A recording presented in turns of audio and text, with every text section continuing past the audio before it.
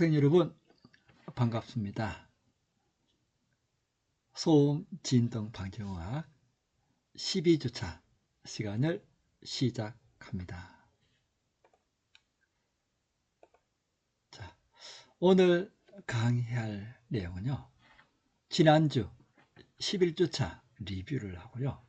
그리고 12주차 내용이 소음의 영향 2에 대해서 강의를 합니다. 자, 우리 지난주 어떤 내용들을 배웠는지 기억나시나요? 바로 이런 내용을 가지고 공부를 했었습니다. 바로 소음의 건강피해 인식이라는 타이틀이었죠. 각각개신교재 78쪽에 나와 있습니다. 통상적으로 과거에는요, 이 과거라는 것은 우리가 선진국에 들어서기 전 80년대, 90년대 정도 돼야 되겠습니다. 그때는 이 소음을 뭐라고 했다고요?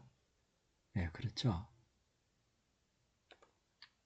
소음을 그냥 시끄럽고 대화에 방해가 되는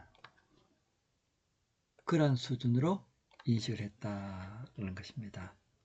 그런데 지금은 어떻습니까? 이렇게 일상생활에 불편을 준다는 그 개념은 훨씬 넘었었죠. 그래서 소음 때문에 생활을 못하겠다. 심리적, 생리적 영향을 받는다라는 것이죠. 그래서 심장병으로, 뇌졸중으로, 또 불임으로, 또 임시 당뇨 등을 일으키게 되었다라는 것입니다. 그리고 2011년도 세계보건기구에서 발표한 내용입니다. 환경소음에 대한 질병 부담이요, 매년 100에서 160만 명이 1년간 건강손실을 발생시킨다라는 것이죠. 만약 100을 기준했을 때 1000만 같으면 어떻습니까? 그렇죠?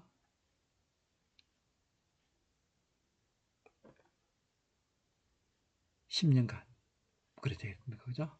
이렇게 이제 100만 명당 1년간 보다도, 그죠? 1년간 1명이니까, 그죠? 1000 같으면 10명. 이런 식으로, 그죠? 증가하고 있다라는 것입니다. 그리고 이제 교재에 나와 있는 79쪽 교재에 나와 있죠. 이거 보시면은 이제 네덜란드의 환경요인과 달리 추이에 대해서 설명했었죠. 이것이 달리가 무엇이라고요? 맞습니다. disability.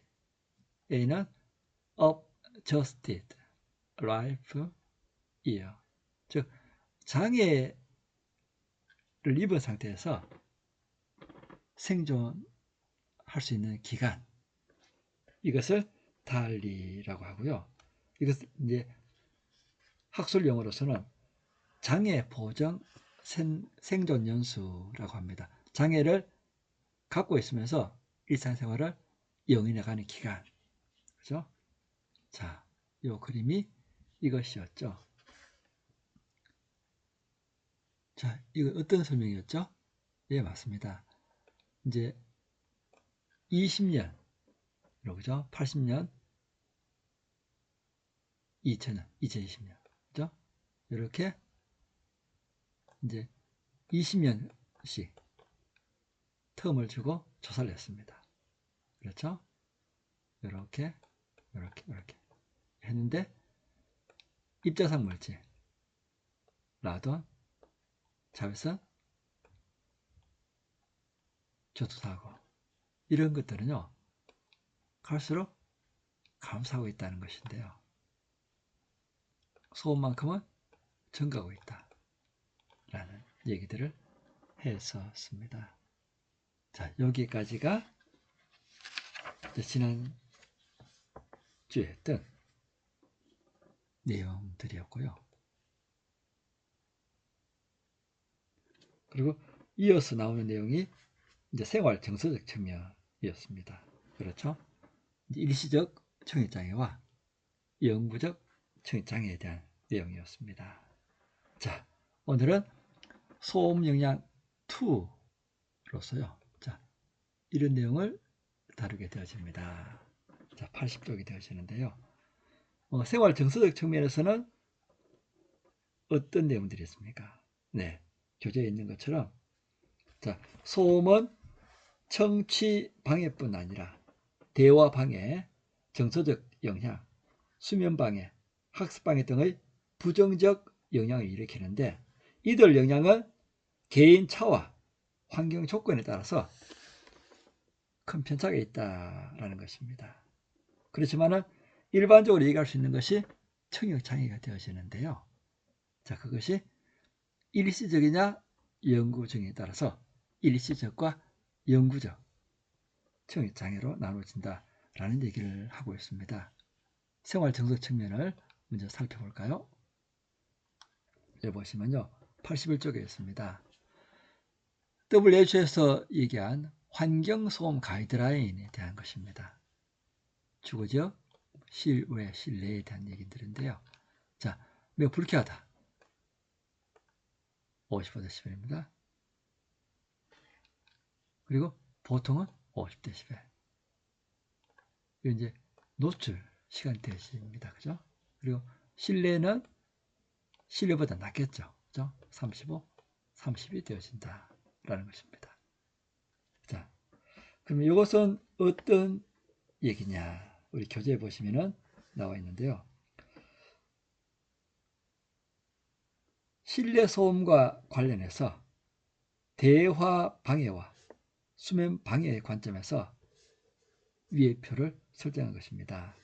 대화는 일상생활을 하는 데 있어서 중요한 역할을 하며 대화 명료도는 소음에 의해서 결정되어지는데 소음이 심할수록 대화의 명료도가 떨어지겠죠. 바로 그 얘기를 하고 있습니다. 그리고 수면 방해도 소음의 중요한 영향 중의 하나가 될 수가 있는데요. 소음에 의한 수면 방해는 우선 1차 영향이 생기고 다음 날에도 2차, 그 후에 또 3차까지 이어질 수가 있다라는 것입니다. 자, 교재 82쪽 넘겨서 보시면요. 우리나라 환경청과 같은 곳이 미국은 EPA라는 곳이 있습니다. 그렇죠? 미국 환경보호청에서는요. 실내 활동에서 대화의 방해를 받지 않는 소음 수준으로 45dB를 정하고 있습니다. 그리고 소음의 감각 공해로 불쾌, 초도 등의 정서적 반응이 생기고 그것이 발단이 되어서 생리적 건강에 영향을 줄 수가 있다는 것인데요. 자, 이어서 생리적 측면에서 영향들을 살펴보겠습니다.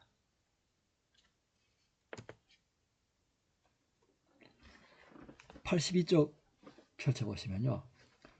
소음에 의해 생리적 기능의 영향은 고혈압과 심혈관계 질병, 예를 들면 심근경색을 포함한 허혈성 심장질병 등이 있습니다. 바로 소음의 생리적 영향이 바로 이러한 질병들을 유발한다라는 것이지요. 그리고 유럽환경청이 EEA라고 있는데요. 불쾌함의 역치로 42dB를 제시하고 있다라는 것입니다. 바로 이 얘기죠. 그죠? 불쾌함의 역치로 42를 제시하고 있다. 고혈압은 50. 심혈관계 질병, 허혈성 심장병, 심근경색은 60을 주의하고 있다라는 것입니다. 그리고 수면 방해 하는 것에 있어서는요. 자기 기록에서 야간 42을 유럽에서는 기준치를 잡고 있다라는 것이죠. 자, 다음은요. 그림 2-2번인데요. 갖고 있는 교재 84쪽에 나와 있습니다. 자, 이것은 책을 굳이 보지 않고 표만 보더라도 어떤 의미인지 아시겠죠? 자, 가로가 거리입니다. 그렇죠? 500m에서 1000m, 1000m 멀어집니다. 그리고 세로는 생리적 영향 중의 한 가지인 고혈압의 비율입니다. 그렇죠? 이렇게 되어지고 있죠. 자, 침실이 가순도로 쪽에 있다. 침실이 가순도로 면에 갔다. 이게 무슨 얘기일까요? 맞습니다. 집이 이렇게 있다면요. 도로가 있습니다. 그죠? 침실이 있다면 침실 여기 있고 도로인 거. 이것이 1번이에요. 그죠? 아니다. 2번. 이렇게 보시면 됩니다. 다시 말해서 침실이 가순 도로 쪽에 있을 때는 어떻습니까? 그만큼 고혈압증 비율이 높아지겠죠. 그죠? 그러면서 거리에 따라서 서서히 낮아질 것이고, 그리고 가순도로 반대편에 있으면 어떻습니까? 비율도 낮아지면서 서서히, 그죠? 이렇게 낮아지는데, 가순도로 가까이 있는 침실은, 그죠? 비록 처음에 높다 할지라도 거리 멀어져 와서 이렇게 급격하게 감소함을 볼 수가 있습니다. 따라서 이 표가 의미하는 바는요, 침실은 가순도로와 최대 멀리 떨어진 곳에 배치를 하라라는 것이죠.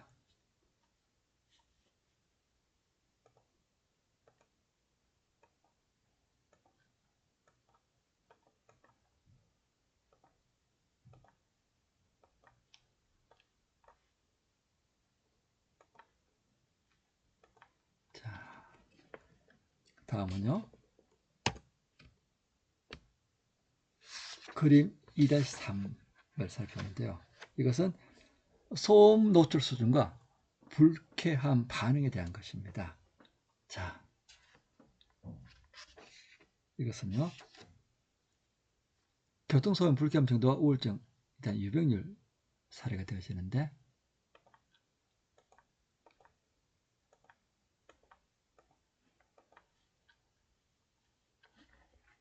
자, 교통소음의 불쾌함 정도와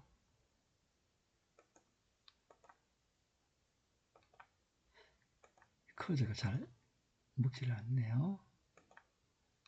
자,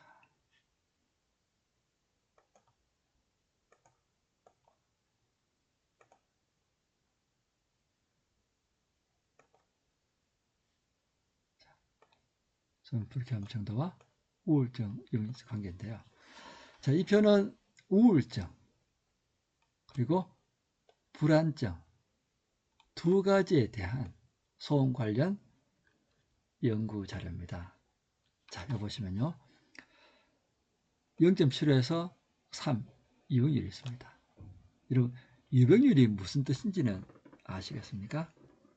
이것은요, 어떤 특정한 시점에 그 질병에 걸려 있을 확률입니다. 따라서 이 표를 보실 때는요, 유병률이 오른쪽으로 갈수록 높아진다는 얘기입니다. 그렇죠? 이 얘기는 약간 불쾌할 때는 유병률이 1 정도 된다고 보시면 됩니다. 그죠? 그런데 극히 불쾌할 때는 어떻습니까? 유병률이 2가 된다는 얘기죠. 불안정도 마찬가지입니다. 약간 불쾌할 때는 한 1.2 정도라고 하면요. 극히 불안할 때는 어떻습니까? 불쾌할 때는 2.2가 되어진다는 것이죠. 따라서 이 표로서 알 수 있는 것은 소음으로 인해서 우울증과 불안증이 소음도가 높을수록 유병률도 높아진다라는 것을 통계학상으로 증명하고 있습니다. 자, 이 연구는요, 밑에 이제 나와 있는데요. 교재 작성되어 있습니다. 독일 마인츠 대학 연구팀은 프랑크푸르트 공항을 포함한 중부 지방의 도로 및 철도, 항공기 등의 교통소음, 공장소음, 생활소음 등의 환경소음에 노출된 15,010명의 참여자를 대상으로 우울증과 불안증에 대한 설문조사를 한 결과다라는 것이죠. 그만큼 소음이 우리 인체 생리적 영향에 많은 영향을 미친다는 것을 확인하고 있답니다. 자, 다음은요. 2-3이 되어지는데요. 소음 노출과 불쾌한 반응. 첫 번째는 유럽연합, 그죠? 그리고 두 번째는 WHO 환경소음 가이드라인에 대한 내용들을 살펴봅니다.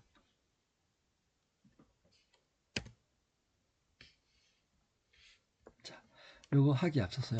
자, 교재 제가 한번 읽어보겠습니다. 자, 2000년 전후 유럽연합에 대한 얘기들입니다. 소음의 사전적 의미는 시끄럽게 들려 불쾌감을 자아내는 소리 총칭이다. 쉽게 얘기하면 듣기 싫은 소리다라는 것이지요. 그리고 이 소음을 개념적으로 설명하면 소음의 음의 크기는 음압과 주파수 스펙트럼 등에 의해 결정되는 가장 기본적인 감각이다.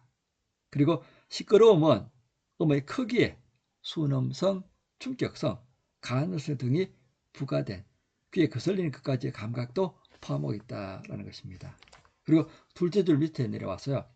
불쾌함 혹은 성가심은 생활 방해를 포함해서 소음으로 인하여 간접 또는 직접 영향을 총괄하는 귀찮음, 방해감, 번거로움 등과 같은 소음에 대한 심리적 태도를 얘기한다. 때문에 소음의 감각적 반응을 조사하는 청감 실험과는 거리가 있다. 그렇죠? 이건 별개로 그죠?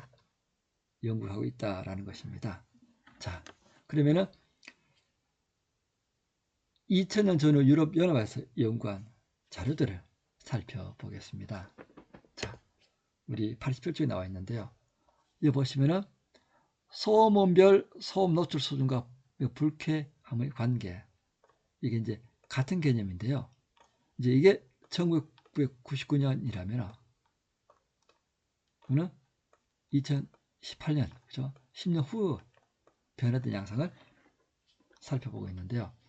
자, 이것은 가로로는 소음도, 그죠? 세로로는 불쾌함 정도입니다. 여기는 풍력 발전소 소리, 항공기, 도로, 철도 네 부류를 비교했는데요. 가장 급격하게 올라가는 것이 풍력 발전입니다. 이것이 제일 불쾌함을 느낀다는 것이고, 그 다음 항공기, 도로, 철도가 1999년의 결과였다면요. 10년 후인 2018년의 결과는 어떻게 바뀌었을까요? 맞습니다.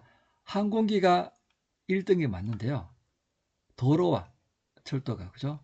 순서가 바뀌었다는 이 차이점이 있습니다. 그리고 전체적으로 보시면은 이제 풍력은 없으니까 그죠? 항공기 보시면은 응답률인데요. 이때는 매우 불쾌하다라고 응답한 확률이 항공기에서 30%였다며 여기는 어떻습니까? 매우 불편하다 자체가 60% 이상 나오고 있다는 얘기죠. 그리고 도로도 마찬가지입니다. 그죠? 20, 30여기였다면 지금은 40%대. 그죠? 철도는 10에서 이 정도. 그죠? 이 얘기는 뭡니까? 그만큼 불쾌함을 많이 느끼면 느낄수록 응답률도 높더라. 이 얘기는 그만큼 자신의 불편함을 호소하는 경향이 있다라는 것으로 해석이 되어집니다. 자, 그리고 뒷면 넘겨서 보시면요. 2-3의 내용들을 살펴봅니다. 이것은 91쪽에 나와 있는데요. 소음 원별 야간 소음 노출 수준과 고도소음 방해 관계에 대한 얘기들입니다. 저희 마찬가지 이제 통계 자료인데요. 응답률을 얘기합니다. 그렇죠? 이제 실외 소음인데 도로, 철도, 항공기 앞에 봤던 표와 같습니다. 그죠? 당연히 이렇게 되어줄 수밖에 없죠. 그죠? 이 얘기는 불쾌하면 불쾌할수록 그만큼 응답률도 높아진다 라는 것을 알 수 있고요. 제일 높은 것이 항공기 소음, 철도 소음, 도로 소음이다 라는 것입니다. 자, 다음은 소음의 수면 방해와 침실 조건에 대해서 살펴보고자 하는데요.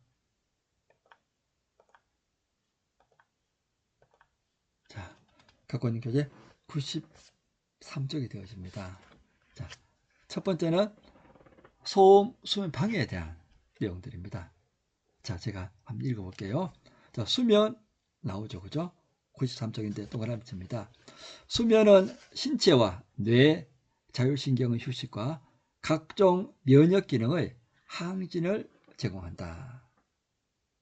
그리고 수면의 깊이에는 6단계가 있다라는 것인데요.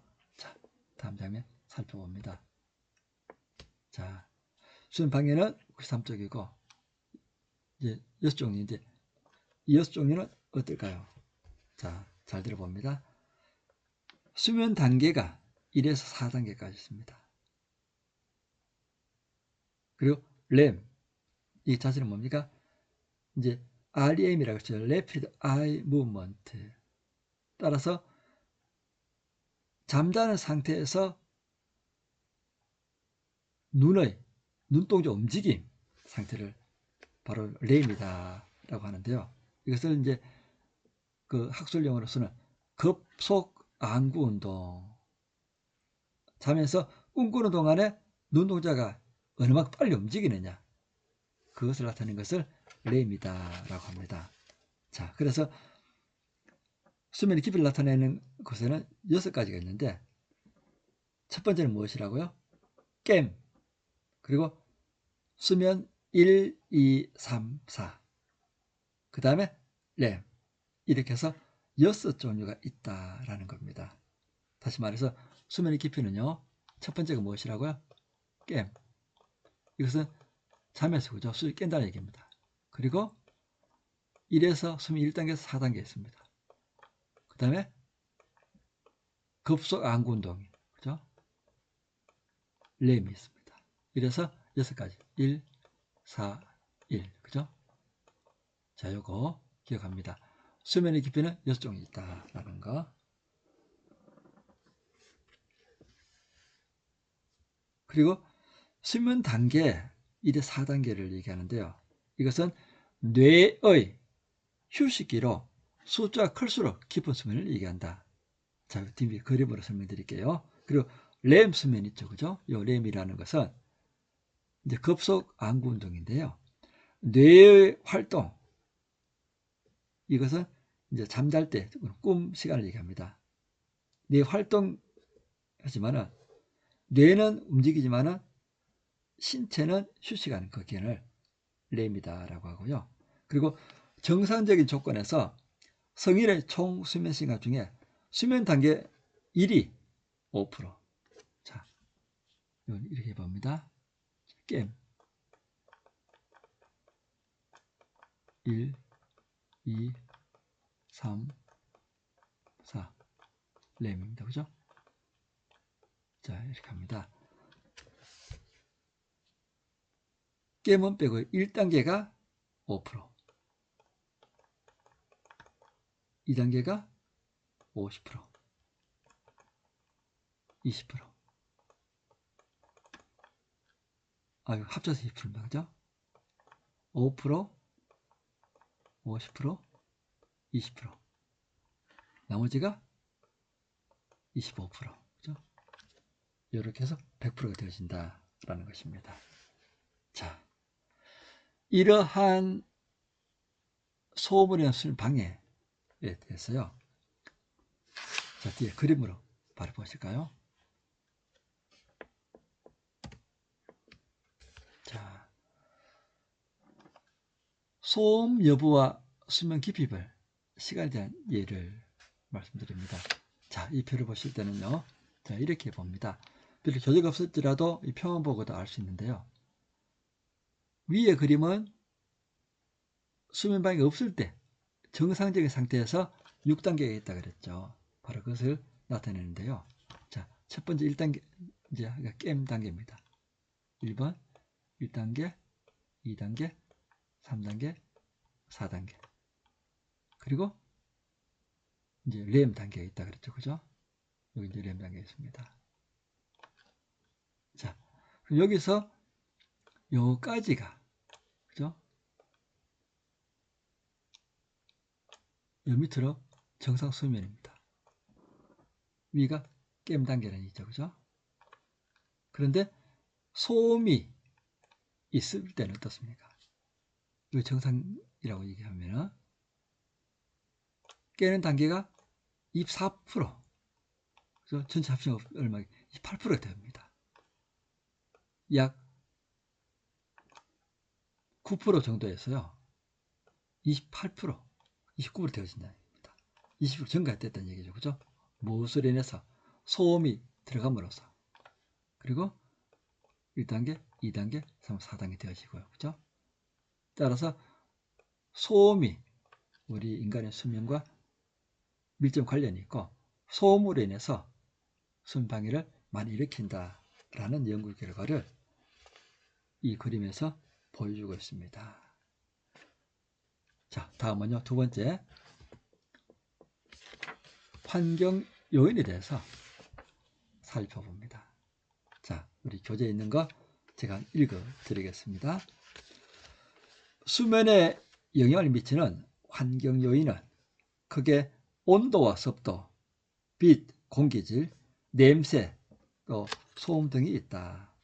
환경 요인은 개인차가 있고 침구와 침의 특성에 따라서 다르다. 이 얘기는 뭡니까? 그렇죠? 이제 환경 요인은 개인차가 있고, 그리고 이제 잠잘 때서는 그 침구와 이제 이불과 그죠? 베개도 영향을 미친다라는 것입니다.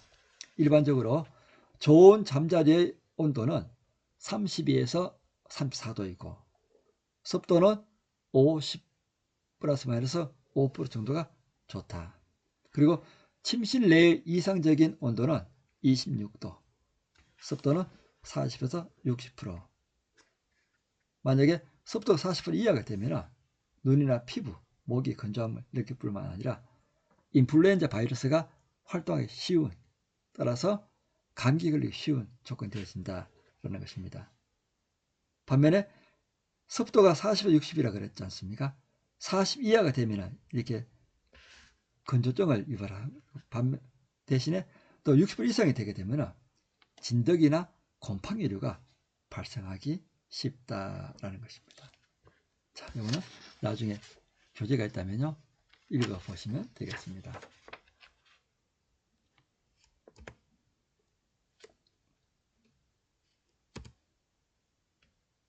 다음은 침실 소음 수준에 대해서 살펴봅니다.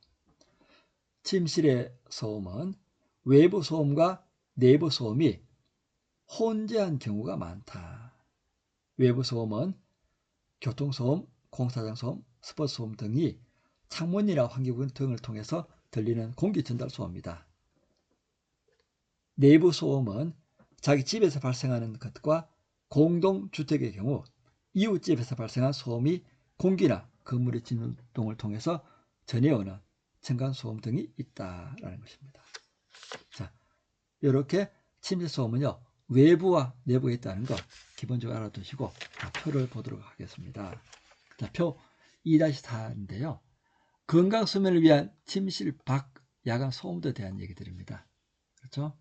30 이하, 3, 40, 40에서 55, 그죠? 55보다 큰, 그죠? 이런 것들이 뭐 30 미만 같은 것은 거의 영향을 미치지 않습니다. 40까지는 수면에 많이 영향을 미치나 정도는 그렇다 크지 않다. 이제 갈수록 그죠? 큰 영향을 미친다라는 것입니다.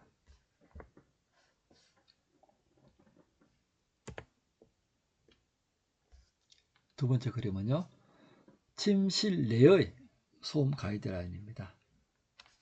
보시면은 실외가 있는데요. 침실 내에 같으면 수면방에 야간이 1, 2 등가 소음도 그죠? 30입니다. 그리고 실외에는 창문을 약간 연 상태에서 수면 방해를 받았을 때 45dB, 그죠? 이렇게 되어진다는 거 기억하면 되겠습니다. 자, 그리고 이제 침실 소음 수준에 대한 얘기들이 나오는데요. 자, 이것은 이렇게 해석하시면 됩니다. 자, 학생 여러분, 이제 교재 갖고 있지 않다 할지라도 PPT 나오는 표만 잘 이해하시면 되시니까요. 표 한번 살펴보겠습니다. 가로가 회수입니다. 소음 허용 회수. 세로가 실내 소음도입니다. 그죠? 자, 표를 이제 쭉 연구를 했는데요. 여기는 어떤 얘기냐면은 이제 40dB에서는 그죠? 자, 요 표가 뭐 그죠? 다시 이제 쭉 연결했습니다. 쭉 연결했습니다. 자, 두 개 살펴보겠는데 70dB에서는 8시간 동안에 5번 정도 그죠? 허용이 되고 40dB에서는 20번 정도. 자, 그리고 10회를 한번 쭉 꺼볼까요? 60 아니다, 그죠? 한 58에서 데시벨에서는 10번 정도. 그죠? 이렇게 인식을 하시면 돼요. 15번은 요 정도, 그죠? 뭐, 45 정도 될까요? 예. 4, 5 정도 되죠, 그죠? 여기 15회. 요렇게 표를 보실 수 있으면, 자, 이 부분 이해하시게 됩니다. 자, 여기까지가 구출적에 대한 내용이었고요. 자, 다음 내용이, 자, 이 화면에 나온다는 것은 이 시간이 맞춰졌다는 얘기인데요. 그럼 다음 주에는 어떤 내용이 있을까요? 그렇습니다. 99쪽에요. 소음의 위해성 평가에 대한 내용으로 여러분들을 만나겠습니다. 그리고 다음 주에는요. 대면 수업이죠. 맞습니다. 근데 이것은 이제 비대면 때의 내용을 이어갈 거고요. 다음 주 대면 때는 소음이 아닌 그죠? 진동에 대한 내용으로 여러분들을 찾아뵙겠습니다. 수고 많으셨습니다. 다음 주 대면 수업 때 뵙겠습니다.